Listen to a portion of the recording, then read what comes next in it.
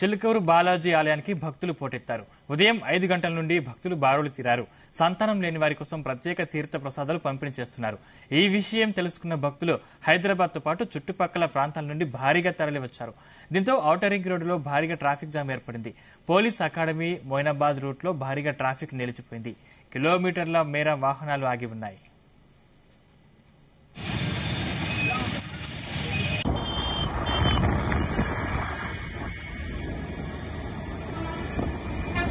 సంబంధించిన మరిన్ని పూర్తి డీటెయిల్స్ మా ప్రతినిధి నాగేంద్ర అందిస్తారు. Nagender, good morning Sandeep.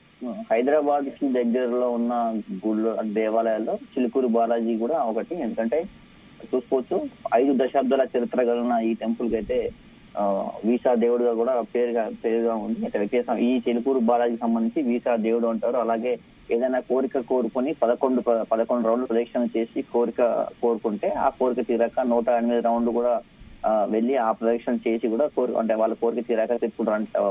అంటే ఈ గుడి అంటే ఎంత ఫేమస్ అనేది చెప్పుకోవచ్చు. ఎందుకంటే 5 దశాబ్దాల చరిత్ర అయితే ఉంది. అయితే ఈ క్రోధినామ సంవత్సరంలో చిలుకూరు బాలాజీ దేవాలయానికి సంబంధించి బ్రహ్మోత్సవాలు స్టార్ట్ అయ్యాయి. ఈ రోజు నుంచి బ్రహ్మోత్సవాలు స్టార్ట్ అయ్యి ఈ బ్రహ్మోత్సవాలకు సంబంధించి పోయిన వారం అయితే ఆలయ ప్రధాన అర్చకులు సౌందరరాజన్ కూడా ఒక పోస్టర్ అయితే విడుదల చేశారు. అయితే ఈ రోజు మొదటి రోజు బ్రహ్మోత్సవాల భాగంగా మొదటి రోజు ఎగిరే గరుత్మంతుల వారికి గరుడ పటానికి అయితే ఒక నైవేద్యాన్ని అయితే పెడతారు. ఏదైతే ఆ గరుడ పటానికి పెట్టిన నైవేద్యాన్ని సంతాన ప్రాప్తి లేని మహిళలకు ఆ నైవేద్యాన్ని అయితే ప్రసాదంగా అయితే ఇస్తారు. అంటే ఈ ప్రసాదానికి ఒక ప్రత్యేకత ఉంది. అంటే సంతానం లేని మహిళలందరూ కూడా ఈ ప్రసాదాన్ని స్వీకరిస్తే వారికి పిల్లలు పుడతారనేది అయితే ఒక నమ్మకం అయితే ఉంది. ఆ భక్తుల్లో ఒక విశ్వాసం అయితే ఉంది. అయితే ఆ నైవేద్యం ఏదైతే ఉందో గరుడ ముద్ద పేరుతో ఆ ప్రసాదాన్ని అయితే భక్తులకు అందిస్తారు. అయితే ఈ ఏడాది అంటే ఈ రోజు ఏప్రిల్ 19న శుక్రవారం ఏకాదశి సందర్భంగా ఈ ప్రసాదాన్ని అయితే అందిస్తామని పోయిన వారం అయితే ఆ ప్రధాన అర్చకులు అయితే ఒక అనౌన్స్మెంట్ ఇచ్చిన విషయం తెలిసిందే. అయితే ఈ రోజు ఉదయం వరకు ఉపవాసంతో ఆ దేవాలయానికి మహిళలు చేరుకొని ఏదైతే దేవాలయం అర్చకులు ఇచ్చే ప్రసాదం ఏదైతుందో ఆ ప్రసాదం స్వీకరిస్తే సంతానం లేని వారు అయితే వచ్చి స్వీకరించాలని కూడా ఆ ప్రధాన అర్చకులు ప్రకటించారు. అయితే ₹1 ఖర్చు లేకుండా అయితే ఈ ప్రసాదాన్ని ఉచితంగా ఇస్తున్నాము, ఎంత ముందు వచ్చినా కూడా ఇస్తామని ఆ ప్రధాన అర్చకులు ప్రకటించిన విషయం తెలిసిందే. సో ఈ విషయం కోసం అంటే సంతానం లేని మహిళలంతా కూడా ఒక్కసారిగా గుడికి ఆ దేవాలయానికి అయితే భక్తులు పోటెత్తారు. అంటే చెప్పుకోవచ్చు మనం సంతానం కోసం మహిళలంతా కూడా ఒక వారందరికీ కూడా సంతానం లేని మహిళలందరికీ కూడా ఒక కోరికలు అంటే ఇది ఒక తీరని కోరికలా మిగిలిపోతుంది. కొంతమంది మహిళలకు కొన్ని సమస్యలు ఉంటాయి. సో ఎన్ని హాస్పిటల్కి వెళ్ళినా కూడా సంతానం కలగని మహిళలు ఉంటారు. సో వారందరికీ కూడా ప్రతి సంవత్సరం కూడా బ్రహ్మోత్సవాల భాగంగా స్వామివారికి ఏదైతే గరుత్మంతునికి మొదటి రోజు నైవేద్యంగా పెట్టిన ఏదైతే గరుడ ముద్ద ఉందో ఆ గరుడ ముద్దని ఈ సంతానం లేని మహిళలకైతే ప్రసాదానికి ఇస్తారు. సో భక్తుల్లో ఒక విశ్వాసం అయితే ఉంది సందీప్. ఏంటంటే ఏదైనా కోరిక కోరుకుని దేవాలయం చుట్టూ 11 ప్రదక్షిణలు చేస్తే ఆ కోరిక తీరాక 108 సార్లు ప్రదక్షిణ చేయడం అయితే ఒక ఆనవాయితీగా వస్తుంది. ఆ విధంగానే మొక్కులు తీసుకుంటారు. 11 రౌండ్లు తిరిగి కోరిక కోరుకొని ఆ కోరిక కోరాక 108 రౌండ్లు తిరిగి ఆ కోరికను అయితే తీరినందుకు కూడా స్వామివారికి ఆ కోరికను సమర్పించుకుంటారు. అంటే 11 రౌండ్లు తిరిగి కోరిక కోరుకుంటారు, 108 రౌండ్లు తిరిగి ఆ కోరికను తీరినందుకు స్వామివారికి అయితే ప్రదర్శన చేసేస్తారు.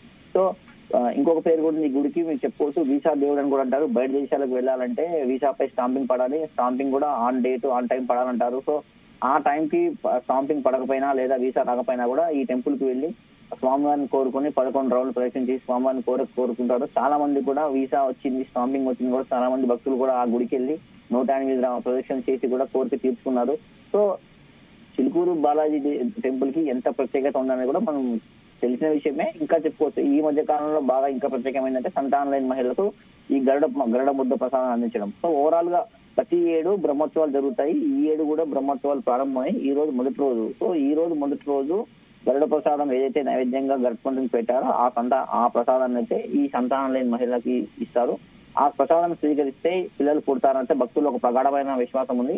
అది ధ్వజారోహణం రోజు ఇస్తారు ఆ ప్రసాదాన్ని. సో అందువల్ల ఒక్కసారిగా భక్తులు చిలుకూరు టెంపుల్ కి పోటెత్తారు. ఉన్న ఫలంగా స్వామి ప్రధాన అర్చకులు ఇచ్చిన పిలుపు మేరకు ఒక్కసారిగా ఆ గుడికి అయితే భక్తులు పోటెత్తారు. దీంతో ఒక్కసారి ట్రాఫిక్ జామ్ అయితే ఏర్పడింది. మన విజువల్ లో చూసుకోవచ్చు క్లియర్ గా ఆల్మోస్ట్ కిలోమీటర్ల మేర అయితే కార్లు బైక్స్ అయితే అంతా కూడా ట్రాఫిక్ జామ్ అయ్యాయి. అంటే ఆ గుడిపై ఉన్న విశ్వాసం ఎంత ఉందని కూడా మనం చెప్పుకోవచ్చు. ఎందుకంటే మార్నింగ్ బిఫోర్ 9 o'clock లోపు కూడా ఇంత ట్రాఫిక్ జామ్ ఏర్పడిందంటే ఆ టెంపుల్ యొక్క ఆ ప్రత్యేకత ఏందని కూడా మనం అనాలిసిస్ చేసుకోవచ్చు.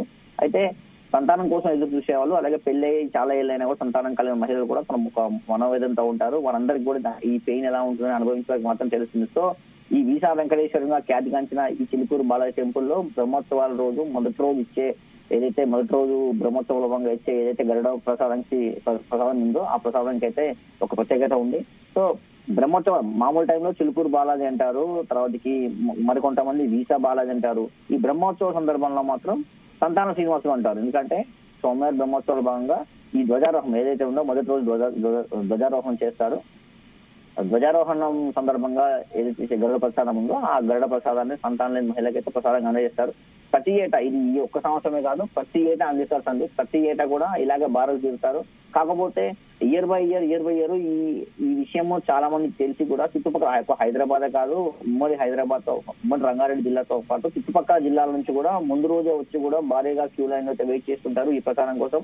అంటే ఈ గరుడ ప్రసాదం కోసం ఎంత ప్రత్యేకత ఉందని చెప్పుకోవచ్చు. సో ఈ మొదటి రోజు బ్రహ్మోత్సవ భాగంగా ఇచ్చిన ప్రసాదాన్ని స్వీకరించి 11 రౌండ్లు తిరిగి కోరుకుంటారు. ఒకవేళ వారికి కనుక పిల్లలు పుడదా లేదా కన్సీవ్ అయినా సరే, పిల్లలు పుట్టినా సరే ఆ తర్వాత 108 ప్రదక్షిణలు వచ్చి చేసి ఈ ప్రసాదం స్వీకరించి ఆ ప్రదక్షిణ చేసి కూడా వారి కోరికను తీర్చుకుంటారు. అంటే ఈ గుడి గురించి, ఈ దేవాలయం గురించి ఇంకో విషయం చెప్పుకుంటే పెద్దగా ఆర్భాటాలు అయితే ఉండబోతుంది. ఎందుకంటే ఒక హుండీ కనపడదు, కనీసము అర్చన చేయించుకోవడానికి కానీ లేదా లోపలికి వెళ్ళడం కానీ ఎలాంటి క్యూ లైన్లు అంటే ఎలాంటి టికెట్స్ రూపంలో విఐపి టికెట్స్ అట్లాంటివి ఉండవు, విఐపి హంగామా కనపడదు.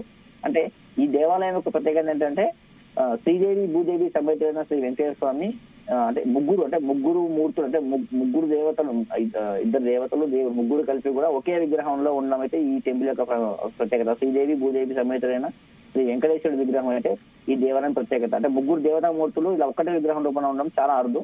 ఇది ఒక ఆనవాయితీగా ప్రతి ఏడు వస్తున్న ఆచారం. సంతాన భాగ్యం లేని మహిళలందరూ కూడా వందలాది మందిగా వచ్చి ఈ ప్రసాదం స్వీకరిస్తారు.